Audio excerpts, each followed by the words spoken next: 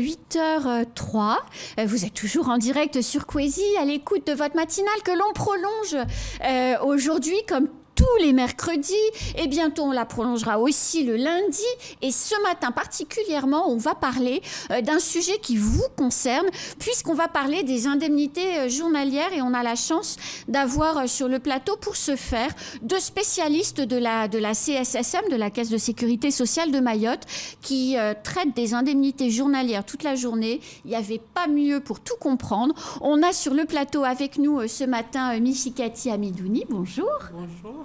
Et puis également Rachma Ali Mohamed, bonjour. Bonjour. Vous travaillez toutes les deux sur les indemnités journalières. Rachma, vous êtes responsable du pôle prestations, et Michikati, vous êtes technicienne spécialisée dans les indemnités journalières.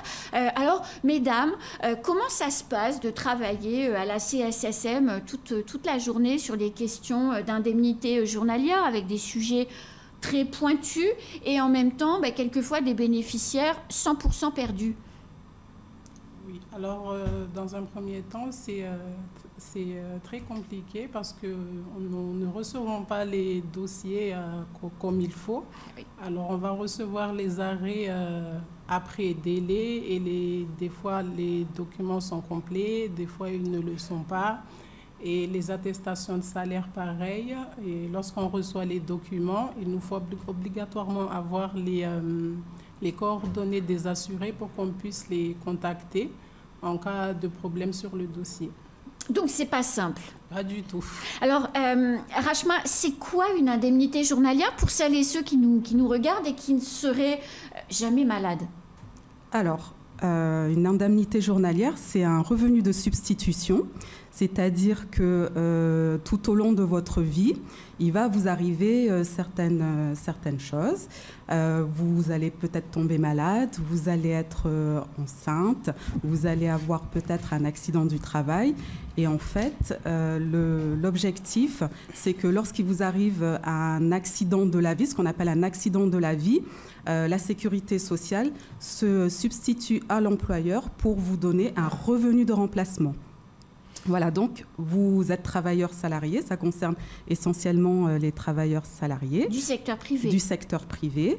Vous êtes travailleur salarié du secteur privé, il vous arrive un accident de la vie, la CSSM, elle est là pour vous accompagner à gérer cet accident de la vie. Alors, Michikati, ça se passe comment pour les agents publics? Ils ne sont pas concernés par la CSSM? Non, parce qu'ils reçoivent leurs indemnités auprès du centre de gestion. Centre de gestion. Oui, centre de gestion. Qui est un peu l'équivalent de la CSSM quelque part pour les fonctionnaires. Oui. Donc nous, là, ce matin, on ne parle que des salariés du secteur privé. Tout à fait. Qui sont en poste, pas les demandeurs d'emploi. Alors, depuis le décret, il y a un nouveau décret en fait qui est venu aligner certaines prestations en début 2023. Donc ce décret, il vient en fait, comme vous le savez, que le Code de la Sécurité sociale ne s'applique pas malheureusement, oui. Dans son entièreté à Mayotte. On aimerait bien avoir les retraites, par exemple. Par exemple. On est régi, en ce qui concerne la réglementation de la sécurité sociale à Mayotte, par l'ordonnance de 96 et par un décret d'application de 2004 qui a été modifié donc, début 2023 par un décret qui vient progressivement aligner les prestations sociales à Mayotte. Ce décret, en fait, renvoie à certains codes de la sécurité sociale qui peuvent maintenant s'appliquer à Mayotte. Alors, il y a eu 3 grands changements, en tout cas au niveau des IJ. IJ, indemnité journalière. Et c'est vrai que dans le jargon et le langage, mais y compris dans les entreprises, dans les services RH ou les services compta, on dit IJ. Oui, tout à fait. Mais vous faites bien de me reprendre parce que c'est vrai que souvent on utilise un jargon que les assurés ne comprennent pas forcément. Mais c'est bien effectivement de rappeler que voilà, IJ, c'est indemnité journalière et d'autres acronymes qu'on aime bien utiliser à la Sécu.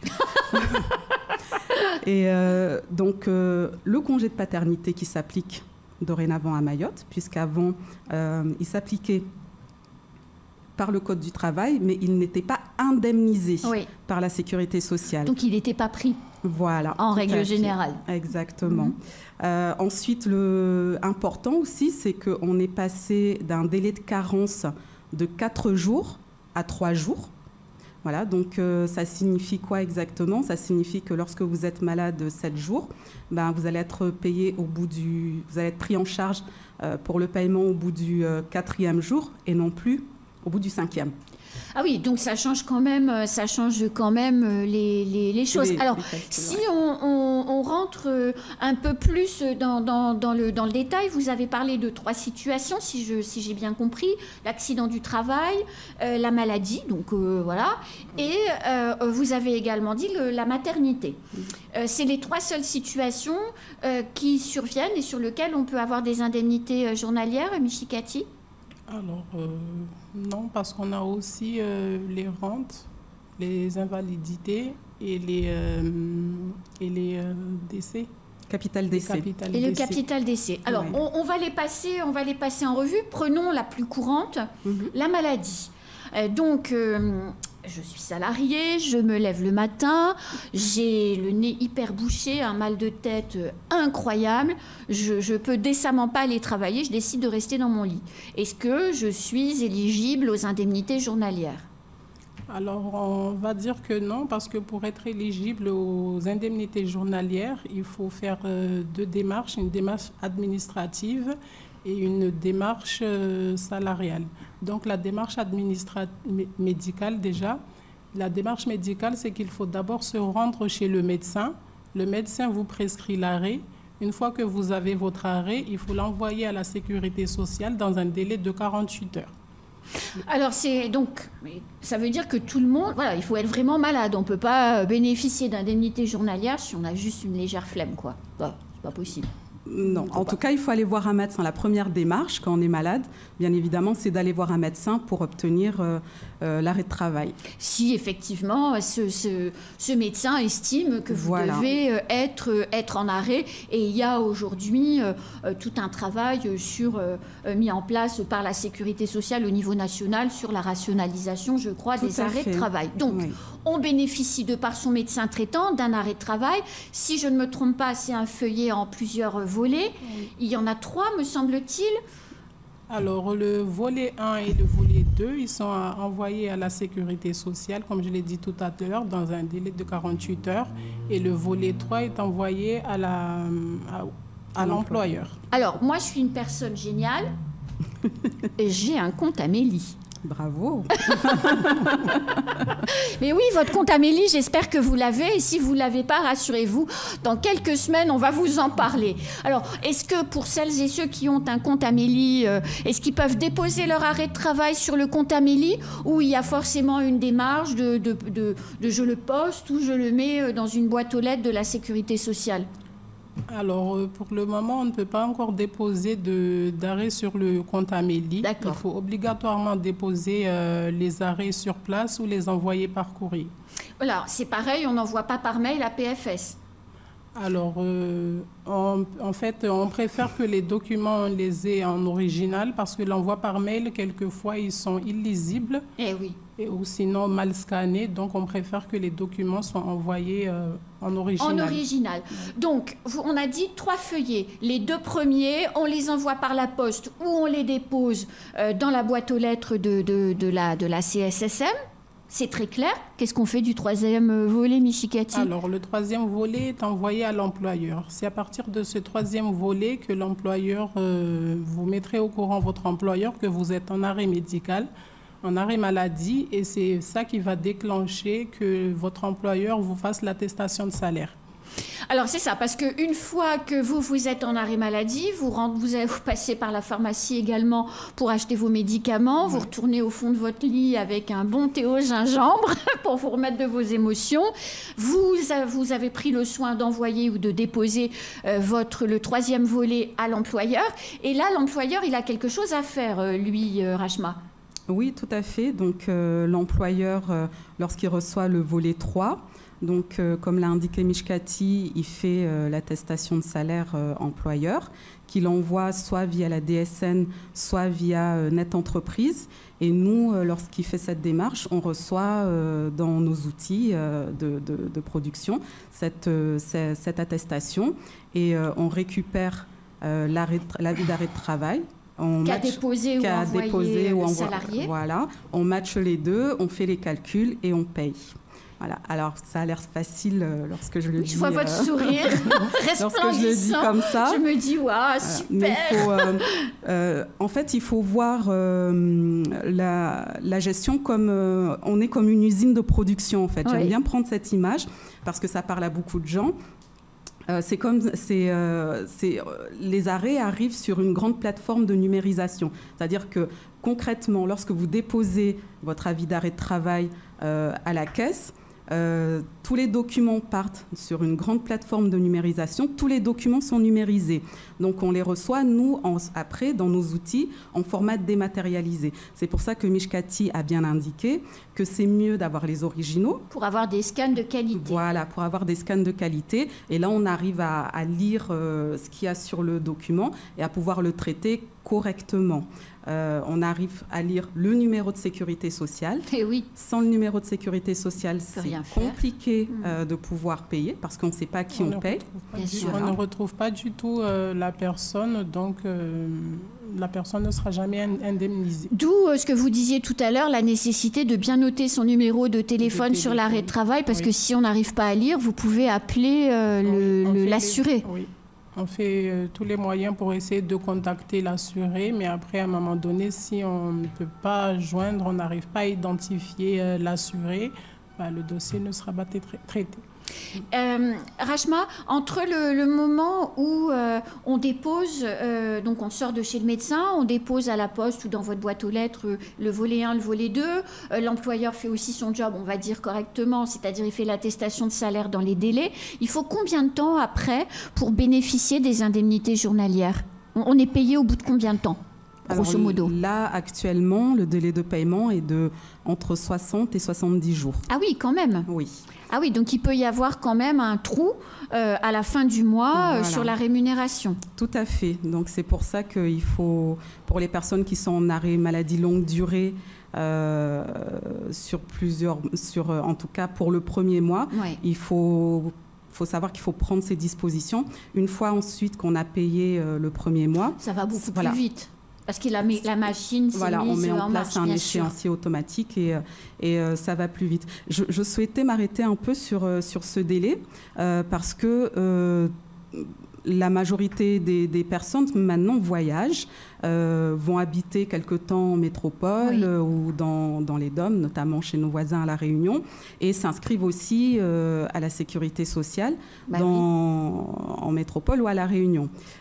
C'est vrai que dans ces départements-là, au niveau sécu, le délai de paiement est compris entre 24 et 30 jours. Donc la moitié de ce que nous, vous arrivez à faire. On arrive à faire. Je souhaitais indiquer qu'aujourd'hui, on n'a pas l'ensemble des outils qu'utilise une CEPAM métropolitaine ou des DOM. CEPAM, Caisse primaire d'assurance maladie. On n'a pas encore tous les outils. Tout simplement parce que aujourd'hui, le plafond de la sécurité sociale est différent de celui de la métropole. Le SMIC horaire n'est pas le même. Et nous, on a besoin de ces deux éléments pour pouvoir calculer une indemnité journalière. En métropole, tout est automatisé depuis l'envoi de l'arrêt de travail par le médecin, qui l'envoie directement via son Amélie. Ça arrive dans les outils. On gagne un temps fou. On gagne un temps fou parce que la DSN envoie l'attestation. Le médecin, via un outil qu'on appelle BOAT, c'est un peu... envoie avec le numéro de sécu to match. Avec le numéro de sécu to match. C'est géré automatiquement par la machine qui calcule et qui paye. Donc, en fait, les techniciens en métropole ou dans les DOM ne gèrent que les rejets. Ne gèrent que les problèmes. Alors que nous, vous gérez tout. On gère tout. C'est-à-dire qu'on voit, Mishkati, elle voit par jour environ 40 dossiers qu'elle voit visuellement pour pouvoir calculer l'indemnité journalière sur ce qu'on appelle une calculette. On a une calculette qu'on a sous Excel, voilà, et on l'utilise pour calculer l'indemnité journalière. Donc nous, on voit tous les dossiers. On ne voit pas que... les problèmes. Voilà, on ne voit pas que les problèmes, on voit les dossiers qui sont bons. Bien sûr. Heureusement, 70% des dossiers qui nous arrivent sont bons. Mais des fois, il y a des soucis. Les 30% restants, c'est ce que vient d'indiquer Mishkati, c'est là où on a tous les soucis. Voilà. Où on cherche éventuellement l'assuré, où on n'arrive pas à lire l'arrêt de travail. Voilà. Alors, est-ce que les employeurs à Mayotte, est-ce qu'ils sont modèles? Je veux dire par là, est-ce qu'ils envoient leurs attestations de salaire dans les délais, voire est-ce qu'ils font tout court? Est-ce que les employeurs sont formés à ce qu'ils doivent faire? Parce que vous le disiez tout à l'heure, début 2023, un nouvel arrêté qui modifie le mode de fonctionnement, ce qui veut dire que ce que faisaient avant les comptables ou les responsables RH évolue aussi. Est-ce qu'eux, ils sont à la page et ils savent ce qu'ils doivent faire? Mishkati. Alors, depuis la mise en place de DSN et de Net Entreprise, la majorité des employeurs nous envoient automatiquement les attestations de salaire bien complétées. Sauf que des fois, en fait, au lieu de nous mettre les salaires bruts des employés, ils vont nous mettre les salaires nets. Et c'est à partir de là, en fait, qu'on a besoin des coordonnées des employeurs pour qu'on puisse les contacter, soit qu'ils nous envoient les bulletins de salaire pour qu'on puisse comparer la différence, parce qu'on paye à partir du salaire brut pour ne pas pénaliser les assurés.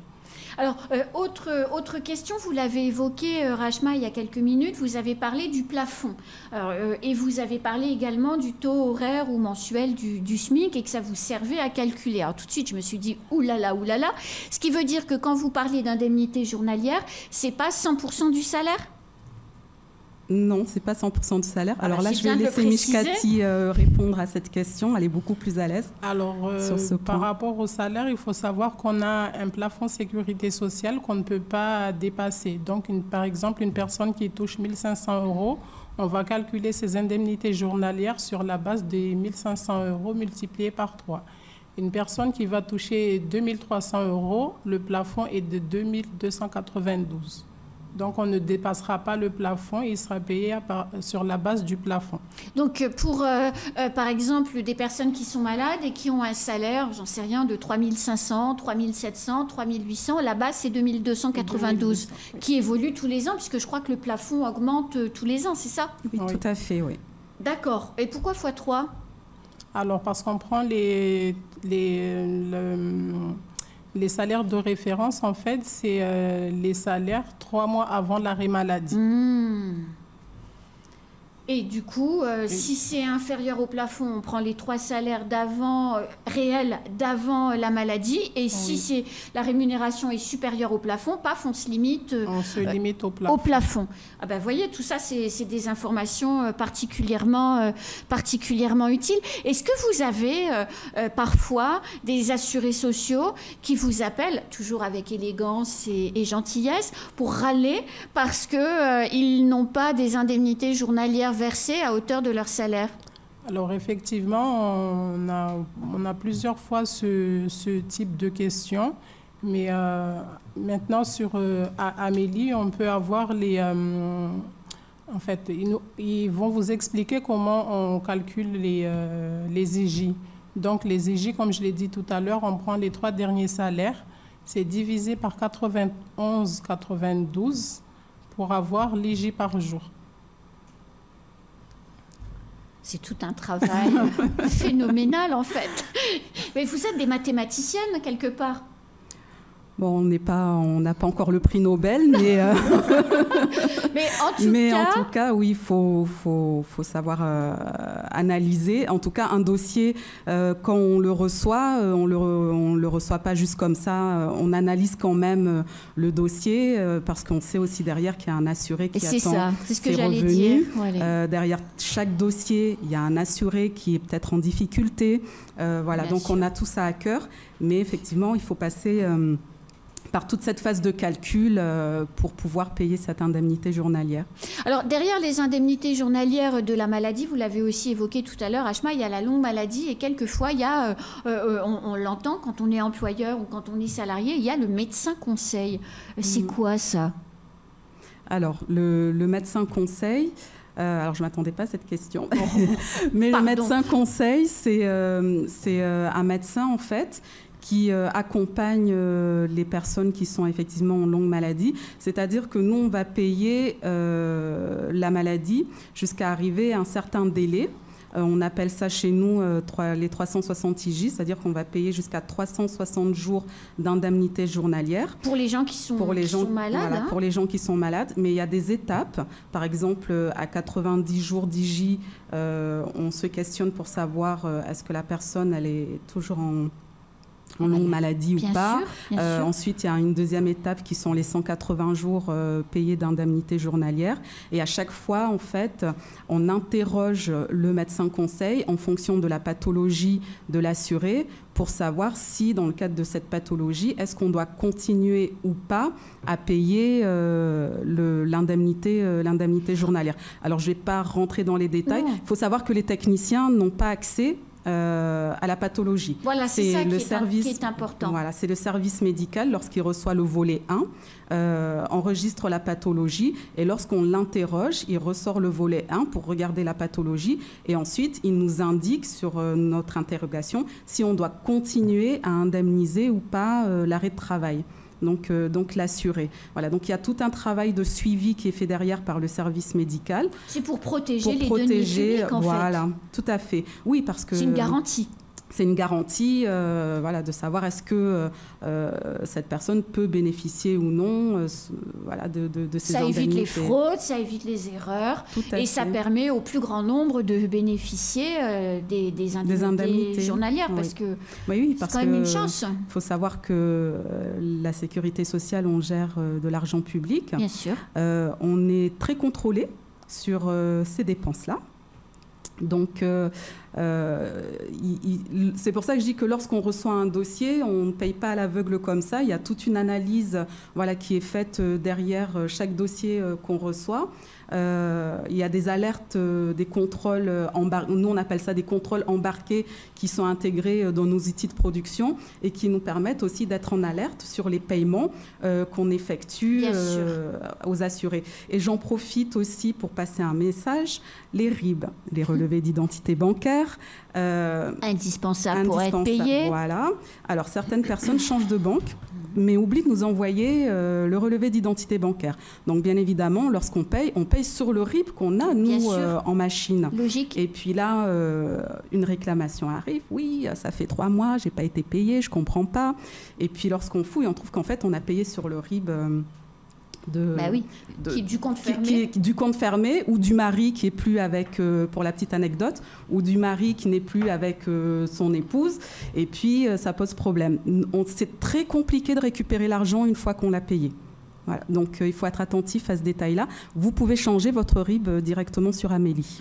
Voilà, et ben c'est sur ces belles paroles qu'on va tourner une page de pub et on se retrouve tout de suite après pour parler de la maternité. C'est aussi un moment important dans la vie des femmes, parler aussi des accidents du travail. Bref, pour continuer à décortiquer ce que sont les IJ et comment la sécurité sociale de Mayotte nous vient en aide quand même à des moments clés ou charnières de notre vie. À tout de suite. Il est 8h30, on est pile poil à l'heure et on continue cette émission prolongation qui vous est destinée pour vous familiariser aujourd'hui avec certains des outils de la Caisse de sécurité sociale de Mayotte et notamment l'une des prestations auxquelles on a le droit lorsque l'on est salarié et que l'on cotise régulièrement évidemment à la Caisse de sécurité sociale. On y a droit, mais il y a quand même un certain nombre de règles du jeu et le but de l'émission, c'est de vous familiariser avec ces règles du jeu, que vous compreniez bien dans quelles circonstances et dans quel cas on peut bénéficier de ces fameuses indemnités journalières quand on est malade, quand on est donc en arrêt de travail, que ce soit accident du travail, maladie, on en a parlé avant la pause, la maternité, mais également les rentes, le handicap, enfin, il y a plein de situations. Et maintenant, on va parler de l'arrêt maladie. Michikati, c'est quoi un arrêt maladie en cas de maternité? D'abord, est-ce qu'on dit arrêt maladie ou on dit arrêt maternité? C'est quoi le terme consacré? Alors, concernant la maternité, on parle de congé maternité lorsque une femme attend son enfant. À partir elle continue à travailler jusqu'à partir de 6 mois. Elle peut prétendre au congé maternité. Alors, ça a bien changé, hein. Moi, j'ai dû attendre 7 mois et demi de grossesse pour pouvoir en bénéficier, dites donc. Alors, à partir du 3e enfant et lorsqu'on a des jumeaux. Ah, oui. Mais sinon, c'est bien 7 mois et demi. Oui, effectivement. J'allais dire, mince, j'ai fait mes enfants trop tôt, dites donc, j'aurais dû attendre un peu. Alors, comment on fait? On sait, parce qu'il y a des mamans qui ont déjà eu des bébés, mais il y a des mamans qui n'en ont jamais eu et qui ne savent pas du tout comment s'y prendre. Donc, on découvre, on cherche à faire un bébé, on est enceinte, on est super contente, mais enfin, tout de suite arrivent les questions administratives.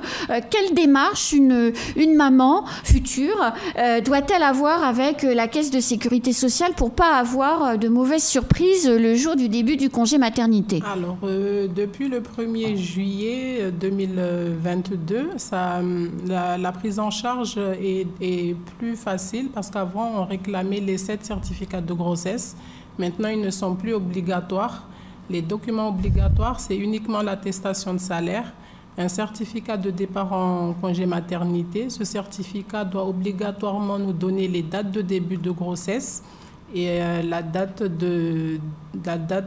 d'accouchement. Et ça, c'est le médecin traitant, enfin le gynécologue, le médecin traitant ou bien... c'est la sage-femme qui doit le compléter. D'accord. Elle le complète, elle le donne à la future maman. Oui. Et la future maman, elle en fait quoi? Elle le donne à son employeur ou elle l'envoie à la sécurité sociale? Alors, déjà, il faut que l'employeur sache que la maman attend un enfant. Et donc, ce certificat peut aussi permettre à l'employeur de calculer la date de départ en congé maternité. D'accord. Donc, le certificat de grossesse, il est donné à l'employeur. Alors, il peut faire une copie à l'employeur. Ah, voilà. Et nous, il nous faut aussi ce certificat. Et on le dépose, je suppose, comme tout à l'heure, dans la boîte aux lettres ou on l'envoie par la poste, j'imagine, sans attendre. Oui. Tout de suite. Tout de suite. Dès qu'on l'a, on l'envoie. Vous, ça vous permet de commencer à créer vos dossiers, c'est ça, Rachma? Voilà, tout à fait. Donc, dès qu'on reçoit le document, on rentre déjà les éléments en machine. En machine. Ensuite, la grossesse, parce que le certificat de grossesse, de mémoire, on l'a assez tôt quand même. Oui. C'est vers la première ou la deuxième visite que l'on repart avec le document.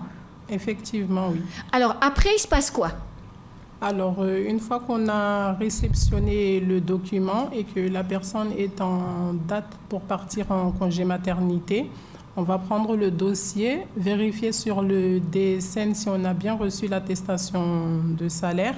Et à partir de là, on commence à calculer la date de départ en congé maternité pour pouvoir connaître la date de versement des IJ. Alors, il faut savoir que les IJ maternité sont versés tous les 14 jours.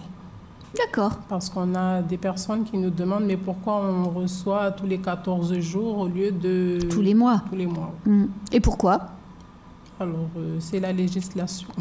Voilà, il n'y a pas de... C'est pas une spécificité mahoraise, c'est la règle. Oui. La moitié. Tous les 14 jours. Tous les 14 jours. Alors, donc, il faut savoir, tous les 14 jours, ça veut dire que c'est le salaire divisé par 2. Oui, bien sûr. C'est tous les 14 jours pour les 14 jours qui viennent de s'écouler, je suppose. Voilà, en toute logique, c'est ça.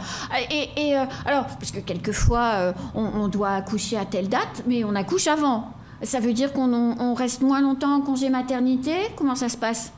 Alors, pour les personnes qui ont, par exemple, accouché avant la date, en temps normal, on accouche avant la date présumée d'accouchement. Donc, il faut obligatoirement nous envoyer l'extrait de naissance de l'enfant pour qu'il n'y ait pas de coupure sur les IJ. Mais par contre, pour les personnes qui accouchent prématurément, on va commencer à payer les IJ le lendemain de la date d'accouchement. Alors, il faut savoir que si votre enfant est hospitalisé, il nous faut obligatoirement le certificat d'hospitalisation, ce qui permet de prolonger les congés. D'accord. Mais alors après tout ça, je suppose qu'au niveau du CHM, on vous explique un peu les choses. Comment on fait? Parce que c'est des situations qui sont quand même spécifiques. On parlait de l'arrêt maladie tout à l'heure. Il y a quelque chose d'assez finalement... on est malade plusieurs fois dans sa vie professionnelle. Des enfants, on n'en fait pas tous les 4 matins. Hein. Donc comment on est au courant de toutes ces démarches? Alors, on a le site de la CSSM, www.cssm.fr. Donc, vous pouvez déjà aller prendre un certain nombre d'informations sur ce site-là. Oui. Vous avez aussi le site amélie.fr. Lorsque vous posez des questions, vous pouvez rentrer un mot-clé dans le moteur de recherche du site Amélie et on vous donnera un certain nombre d'informations concernant le déroulé de votre grossesse et ensuite le nombre de jours de congé maternité et le calcul de l'indemnité journalière que vous allez recevoir. Tout est très bien expliqué. Vraiment, il faut que les gens s'habituent à aller sur amélie.fr parce qu'il y a un nombre très important d'informations et vraiment tout est très bien expliqué. Ce qui nous permet d'être plus autonome et de comprendre un petit peu mieux comment les choses vont se passer. Si d'aventure on lit Amélie, enfin sur les ressources que vous venez d'évoquer, mais on est toujours pas sûr. Est-ce qu'on peut venir, là on voit le siège de la sécurité sociale derrière nous, est-ce qu'on peut aller jusqu'à la sécurité sociale à Kinga pour poser des questions à des gens? Il faut prendre rendez-vous, on vient comme ça, comment ça se passe? Alors, vous prenez rendez-vous sur le site de la CSSM et là, vous aurez, lorsque vous prenez rendez-vous, normalement, vous devez indiquer le motif de votre rendez-vous. D'accord. Donc, en fonction du motif de rendez-vous que vous aurez indiqué, vous serez reçu à l'accueil par une personne spécialisée. Qui pourra répondre à toutes vos questions sur le congé maternité. Donc, on a... Je récapitule pour bien connaître un peu comment ça va se passer, parce que comme vous l'avez dit tout à l'heure, l'indemnité journalière, elle permet de vivre et de faire face à ces dépenses quotidiennes. Donc il faut pouvoir s'assurer que tout va bien se passer. On trouve des informations sur le site de la CSSM, on trouve des informations sur le site amélie.fr, on trouve aussi des informations quelquefois dans son service RH, quand il y a eu beaucoup de congés maternité. Ils savent comment ça se passe. Son médecin traitant ou sa sage-femme est aussi en capacité de donner des informations. Et en désespoir de cause, si on a encore besoin d'être davantage rassuré, on peut, en prenant rendez-vous sur le site de la CSSM, on peut obtenir un rendez-vous avec un conseiller spécialisé de la CSSM qui refera le point sur la situation. Tout à fait. J'ai bien résumé les choses. Oui. Pour celles qui découvrent à la dernière minute qu'il y a un congé maternité qui permet de bénéficier d'indemnités journalières, elle est déjà en congé maternité, voire elle a déjà accouché, est-ce qu'il y a un effet rétroactif ? Et elle se déclare, forcément, elle se fait connaître auprès de vos services un petit peu tardivement. Y a-t-il un effet rétroactif ? Alors, effectivement, il faut juste que la personne soit capable de nous fournir au moins le certificat de départ en congé maternité. Avec le certificat, on va calculer la date de départ, la date à laquelle elle a droit à ses indemnités. Par contre, si la personne a travaillé jusqu'à sa date d'accouchement, il n'y aura pas de rétroactivité parce qu'on ne peut pas payer, parce que c'est comme si elle touchait double salaire. Mais est-ce que si elle travaille jusqu'à... Il y a beaucoup de femmes qui font ça, notamment pour le premier bébé.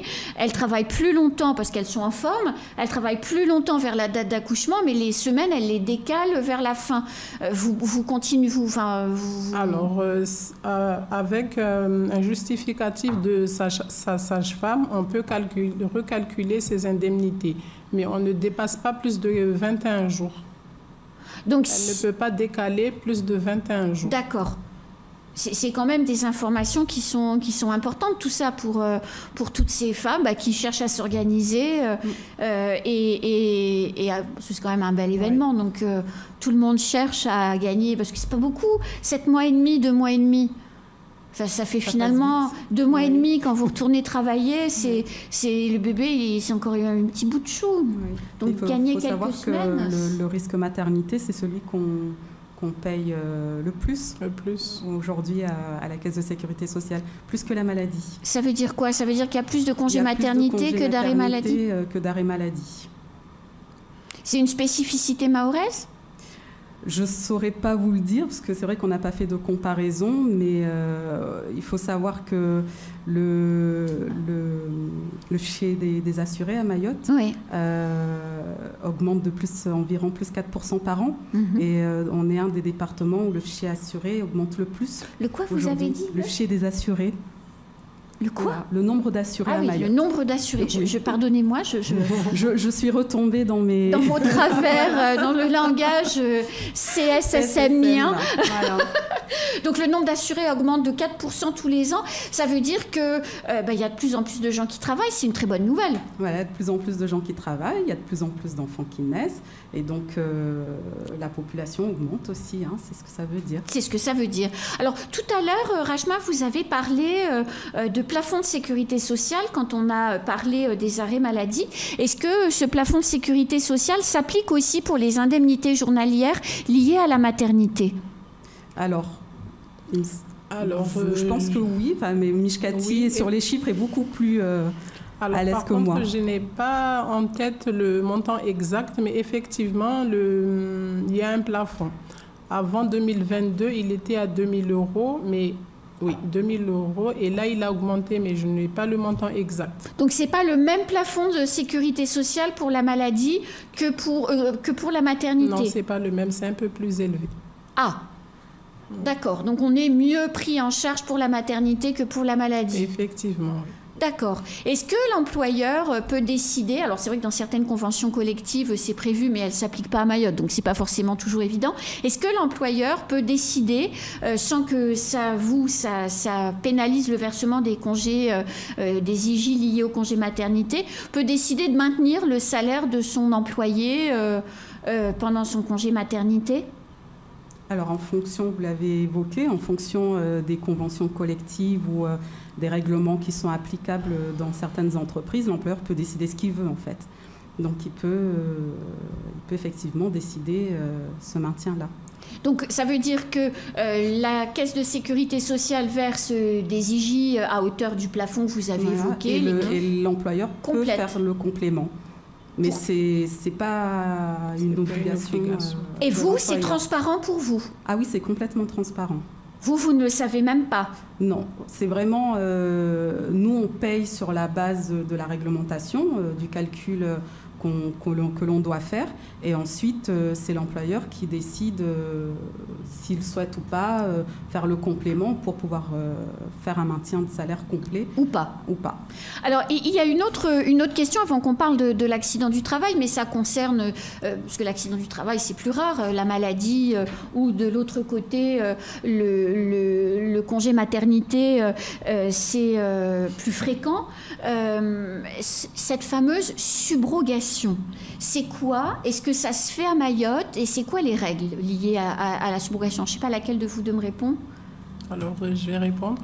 Alors, la subrogation, c'est dans le cas où vous êtes en congé maternité ou en arrêt maladie et que votre employeur décide de maintenir votre salaire.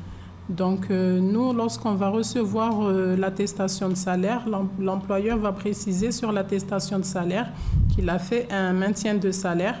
Il doit nous préciser les dates de ce maintien de salaire, soit c'est depuis la date de début de l'arrêt ou la date de départ en congé maternité jusqu'à la fin du congé maternité. Ou il peut prendre juste une période définie. Alors, il faut bien savoir pour les employeurs que sur l'attestation de salaire, il faut bien nous préciser le RIB, le numéro de compte, parce que quelquefois, pour les employeurs qu'on n'a pas sur nos fichiers destin, il faut qu'on les crée. Alors, la subrogation, hein, c'est effectivement la démarche, enfin, comment dirais-je, celui qui est indemnisé, donc la personne malade, le salarié, en fait, pour lui, il n'a pas de démarche financière à faire avec la sécurité sociale, avec la caisse de sécurité sociale. C'est-à-dire, quand vous disiez tout à l'heure, on a 70 jours avant de la prise en charge, lui, ça ne le concerne pas, puisque c'est l'employeur qui va le payer. C'est bien ça. Alors, ça va le concerner un peu parce qu'il doit être sûr que son dossier chez nous est complet. Nous, lorsqu'on doit faire des réclamations, on ne les fait pas auprès de l'employeur, mais on les fait auprès du salarié. D'accord, ok. Mais pour lui, en termes de rémunération, c'est transparent pour lui.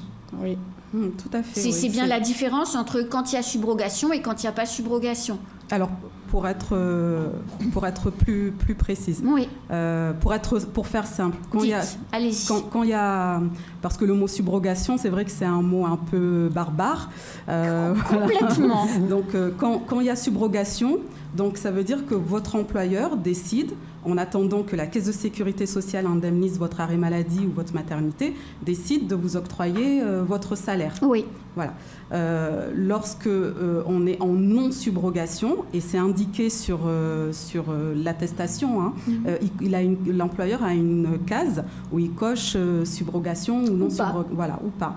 Lorsqu'il n'y a pas de subrogation, donc ça veut dire que l'employeur laisse l'assuré effectuer ses démarches auprès de la sécurité sociale en toute autonomie, lui fait son travail, son propre, c'est-à-dire envoyer l'attestation de salaire, et l'assuré donc attend que la caisse de sécurité sociale l'indemnise. Donc pour ça, on l'a indiqué tout à l'heure, il faut avoir reçu l'ensemble des documents, comme l'a indiqué Mishkati, lisibles, avec le numéro de sécurité sociale, avec le numéro de téléphone, avec nom, prénom, parce que des Ali Mohamed, on en a 3000 dans le fichier. Donc il faut indiquer le nom et le prénom et la date de naissance. Ça nous permet d'être sûr de payer la bonne personne.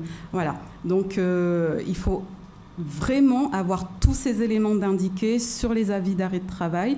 Et c'est important parce que lorsqu'on sort de chez le médecin, on a notre avis d'arrêt de travail. Mais il n'est pas complété. Il n'est pas complété. On ne connaît pas l'employeur.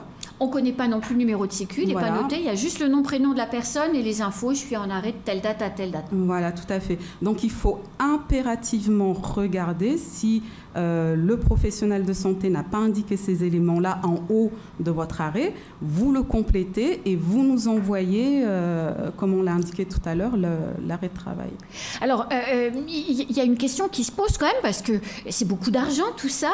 On cotise quand on travaille à la caisse de sécurité sociale, c'est un droit, effectivement, mais ce n'est pas un dû.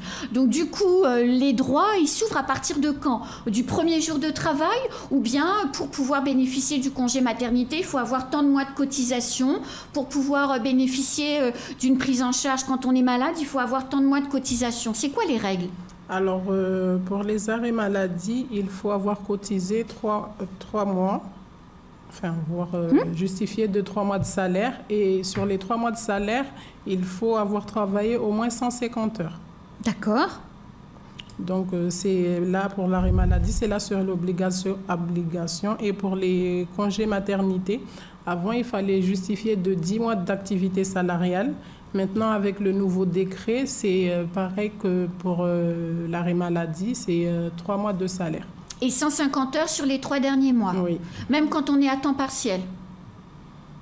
Alors, par contre, pour le temps partiel, oui, effectivement, à partir du moment où on a les 150 heures, oui.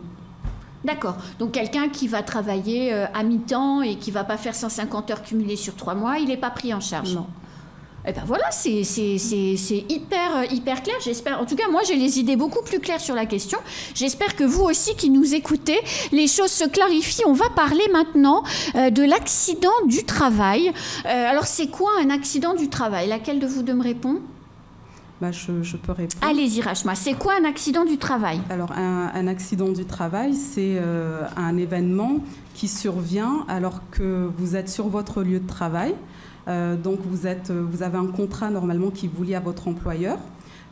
Et lorsque vous êtes sur votre lieu de travail, l'employeur prend des garanties pour que vous puissiez travailler dans les meilleures conditions. On va dire ça, en résumé, on va dire ça comme ça.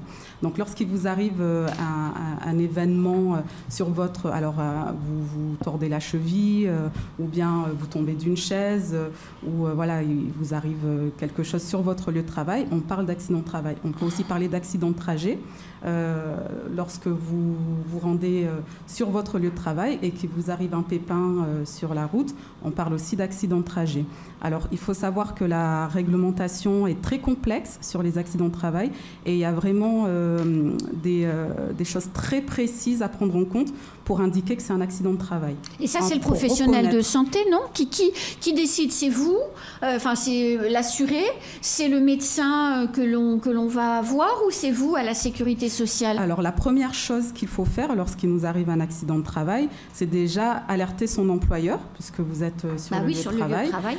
Pour que celui-ci puisse faire une déclaration d'accident de travail dans les 48 heures. Ce qu'on appelle la DAT. Ce qu'on appelle la DAT, tout à fait. Alors là, c'est pas du jargon CSSM, hein, c'est dans les services RH, comptabilité des entreprises, au même titre qu'on dit IJ, on parle d'AT, accident du travail, et de DAT, déclaration d'accident de travail. Voilà, tout à fait. Donc ça, c'est vraiment la première chose à laquelle il faut penser lorsqu'il nous arrive quelque chose.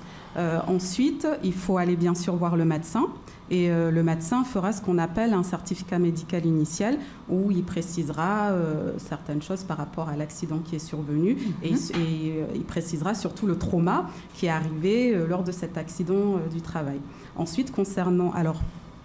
Ensuite, bien sûr, lorsque ces éléments sont réunis, il nous faut aussi, pour pouvoir prendre en charge l'accident de travail, il nous faut aussi l'attestation de salaire employeur. Bien sûr. Mais avant ça, nous, on a un travail derrière qui est ce qu'on appelle la reconnaissance accident de travail. C'est-à-dire qu'on va étudier les éléments qui nous sont indiqués dans la DAT et sur le certificat médical initial pour voir si ça rentre bien dans les critères de ce qu'on appelle un accident de travail. Et pourquoi c'est important ? C'est quoi ? Je suppose qu'il doit y avoir une différence de prise en charge. Alors, il n'y a pas de délai de carence déjà. Ah, voilà. Donc, et c'est 100% du salaire. Ah oui, donc c'est vraiment significatif de pouvoir... Et après, je suppose que pour l'indemnisation, ça se passe de la même manière que pour les autres. Oui, après, on calcule, il nous faut les éléments.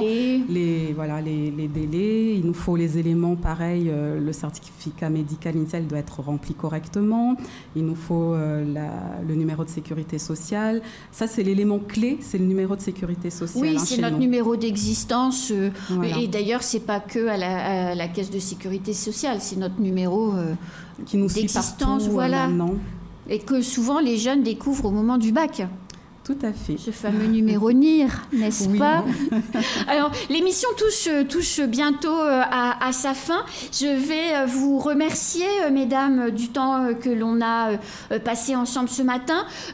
Évidemment, l'émission, elle est rediffusée. Donc, si vous voulez repréciser les éléments, les documents, les délais, où est-ce qu'on dépose, est-ce qu'on envoie par mail ou pas par mail, vous avez tout sur l'émission. Regardez-la à nouveau si nécessaire pour tout repréciser. Moi, je vous remercie beaucoup. On se retrouve, nous, dès mercredi prochain pour une nouvelle émission. Et dans 2 semaines, on parlera de nouveau des problématiques des, ayant droit bénéficiaires salariés et de la Caisse de sécurité sociale. À très vite. Merci.